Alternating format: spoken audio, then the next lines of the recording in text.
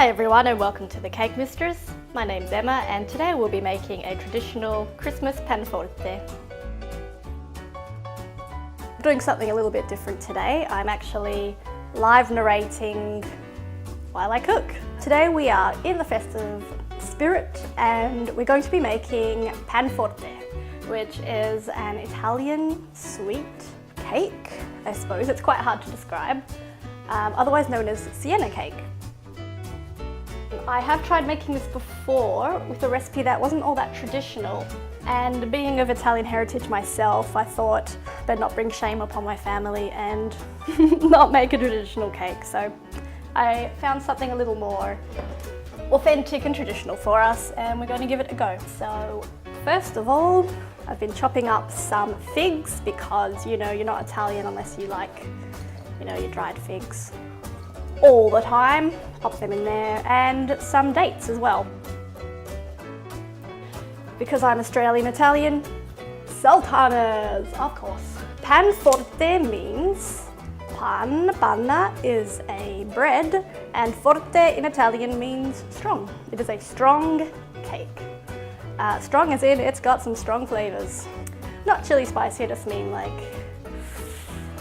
spices. Wow, that is cardamom.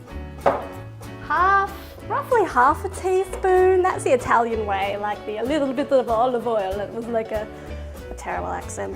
A little bit of a spice. That was cardamom. Half a teaspoon of nutmeg, roughly the Italian measurements, like this. Half teaspoon. Half a teaspoon of coriander. Measure. That. And lots of cinnamon. This should be 2 teaspoons. In we go. Now the original Panforte, speaking of facts, is a Tuscan cake, apparently started in Siena, Italy, in the medieval period. It was quite a medicinal cake in that it's got a lot of restorative spices and things that are supposed to, you know, cure what ails you. Including, what you're going to see in a moment, I'm going to pop in pepper. The original recipe had a lot of black pepper in it, which is quite, I don't know, it sounds really disgusting from a modern perspective. Like, I don't really want pepper in my cake. But apparently they did. This was quite a healthy-ish cake that was like, you know, you could probably pop down to your pharmacy and get, you know, Siena cake to make yourself feel better, I suppose. The Queen Margherita visited in the late 1800s. Pepper, salt, pepper. Queen Margherita visited, and they put a more modern twist on the Siena cake, where instead of chopping it up, you know, chopping it up with a lot of pepper, they made it a bit more modern. The original cake apparently had melon in it, and they took that out, thankfully. They cut back the amount of pepper in it, and they added a lot more white icing on top. The traditional Panforte or Siena cake has a lot of white icing sugar on top, which is much nicer than pepper. And this is cocoa powder. Chocolatey. And some plain flour. The Margherita pizza is an Italian pizza that is red, white, and green, just like the Italian flag. It's got tomato sauce, basil leaves, and little circles of mozzarella on there. And they so called it the Margherita pizza because the little bits of mozzarella and basil made it look like daisies. And a fun fact for you all, Margherita in Italian means daisy. So the Margherita pizza is actually a daisy pizza. There you go. Things you learn. Okay, Now, the reason that this is all getting mixed up beforehand is because our next step is a little more complicated. We're going to be making a sugar syrup with sugar, funnily enough, and honey. That's going to get boiled together to a soft ball stage, and as soon as that's reached its correct temperature, we're going to add the dry mix, stir it very, very quickly, and smush it into the pan. I'm going to pop this away, move over to the stove and prepare for our sugar syrup. Okay, so next stage is making our sugar syrup. We have to a large saucepan because once you've made the syrup, you're going to be adding all of those dry ingredients we just mixed together into the saucepan. So it has to be the right size. Caster sugar and honey.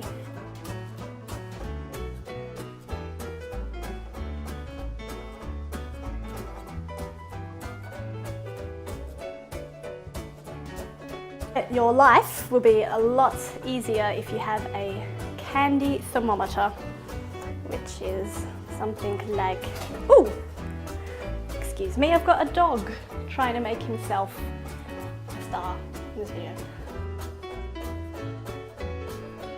Deep frying candy jelly. It's just a thermometer. We're going to use this to determine the correct temperature for our sugar syrup. We want it to reach the soft ball stage.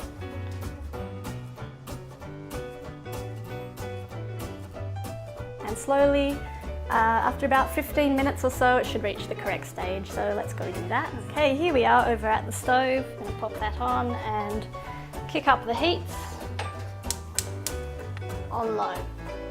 Now, first thing is to let it melt. And then once it's melted down, don't touch it. Now, the reason that we don't want to touch it is we don't want sugar crystals forming, which is gonna make our syrup suck. So I'll try and let this run in time lapse for you because there's really no point in letting this run for 15-20 minutes and me babbling over the top. So check back in a moment and see how it's going. Okay, so far the sugar is starting to quite slowly dissolve, which is great. Don't want it to be on high heat and rush this. That's a bad idea. What is a good idea though to have on hand while you are doing this is a pastry brush and some water.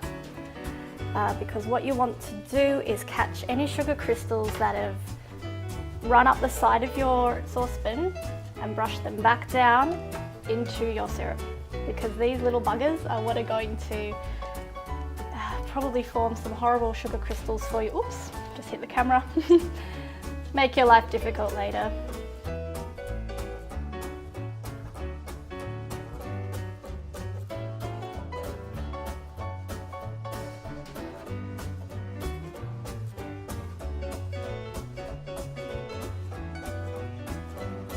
It would also be a good time to get our thermometer going, see how we're tracking for temperature. Just gone to get it. Okay, pop our thermometer in. How are we going? Getting really close actually. Oh, it's going to be go time. Nice. If anything, I'm going to turn down the heat.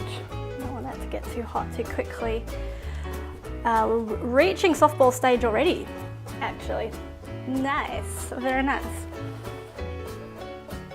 That's getting super close. Now I'm going to start to take it off the heat because this is going to keep cooking while it's there. I don't want it to do that. So it's going off the heat. It smells really good. Ah, yum. Okay, while that's boiling, immediately work really quickly and pour your stuff in. Now, while it's going hot, hot, hot, you don't have very long to mix this in. So going quick, quickety quick. Stir like a crazy person. It's gonna be sticky. It's kind of like a candy cake. This is what I mean by it being like a strong, get your muscles going. A strong cake. Oh, I'm making a mess. Oh my goodness me. Get going, get stirring. Oh goodness, no joke, hey. That was a very Australian thing to say. No joke, mate, no joke. Right, oh my goodness, it's sticky. Woo! That gets you working. Right, that is sticky. If I want to continue and be Australian, I'll say it's sticky as. Sticky as. But it's sticky, for real, that is sticky. So the mixture is thick. It's a cake, but it's not a cake. What's going to help here is a wet spoon to try and get this in. While it's still hot, wow. I mean, that's awesome. Oh, it's going to be so good. I'm really glad I decided to make this again properly rather than use the recipe I found, which was, I mean, to be honest, easier, but easy is not always better. Sometimes tradition is a little tricky, but it pays off. Now, just scraping the last of it here into our bowl, like so. Now, the other tricky part is going to be smoothing this out somehow. Oh, it's so shiny. I'm so excited.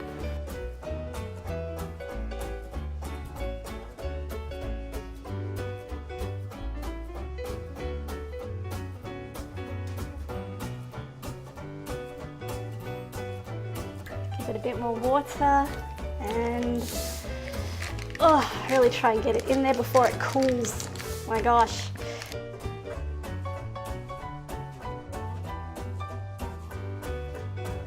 Whoop, getting sticky, let's get a spoon, a bit more water, and yes, that is the cake.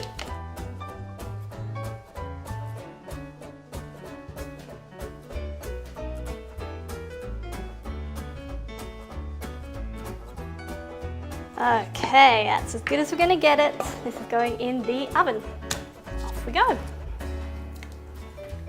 Ow, it's hot on the bottom. Don't touch the bottom of the pan. Ow.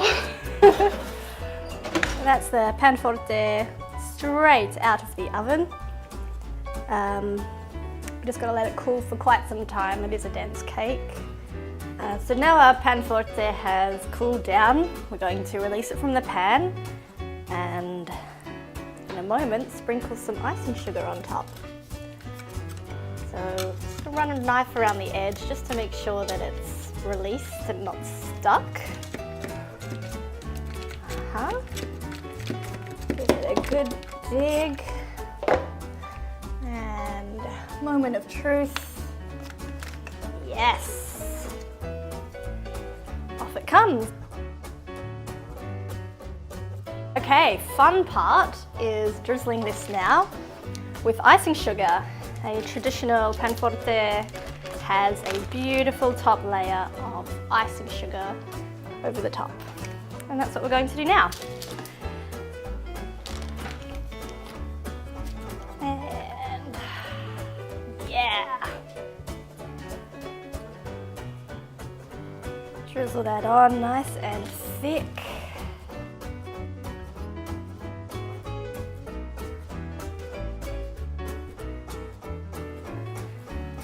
Now I've also seen them say that you should rub it in the top as well.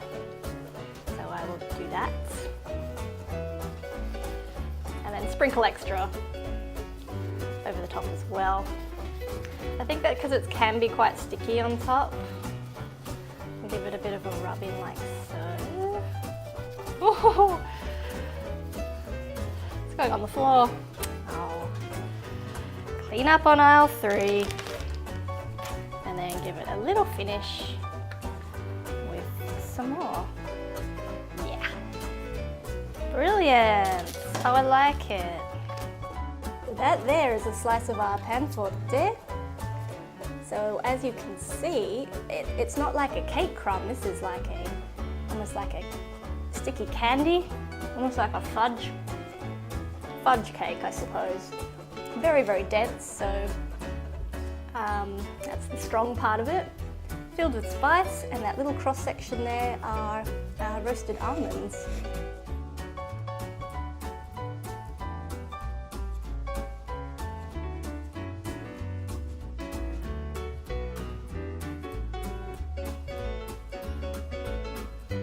Don't forget, the full recipe for the Christmas Panforte is up on the cakemistress.com/blog. We've got the full list of ingredients and the full step-by-step on how to make this. I hope you enjoyed this video. Please subscribe if you would like to see more, and thank you very much for watching. I'll see you next time.